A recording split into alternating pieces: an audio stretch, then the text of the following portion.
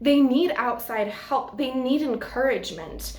But with all of the shunning towards the subject, they keep their mouths shut, and the habit gets worse and worse, leading to severe injury, hospitalization, and worst, death. And most of these aren't even the severe cases, because mutilation, paralyzation, and even bringing other people in on their situation is all a possibility. The psychological definition of self-harm is that it's a misguided attempt at self-help.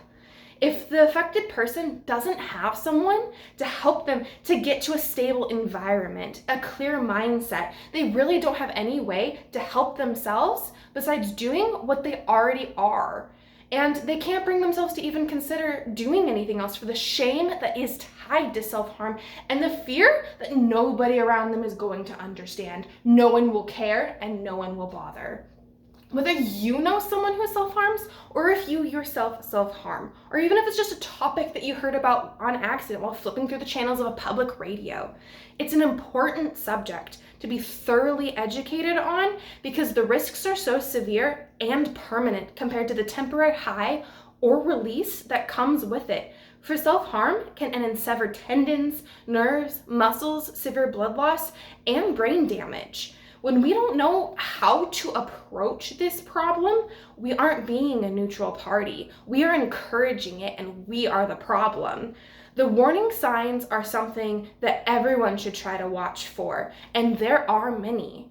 If a person wears long pants or sleeves in a warm weather situation, if you find scars or fresh wounds that show up at random, unexplainable bruises and frequent claims of accidents and mishaps that have excuses that just don't make sense. But be careful when broaching the subject to discuss, because there are cases where a bruise is just simply that, a bruise, and a cut is just simply a cut. And although it may be a difficult topic to really discuss and understand, that doesn't mean that we get to avoid it. Because if we don't find a standing ground for acceptance and a consensus on how to work towards finding help for this issue, it's just going to get worse. The problem will not go away, and those affected are just going to go down a downward spiral. And it will continue to hurt those who just don't deserve to be hurt. And no one deserves to be hurt, whether it be from AIDS, or poor reactions, heart disease, or the pain that burns in their hearts and their heads. These people may not fit a perfect description of an ideal person, but they are still amazing people who shouldn't be left to that hurt and that pain. They shouldn't be left to deal with too much, too soon, with too little time.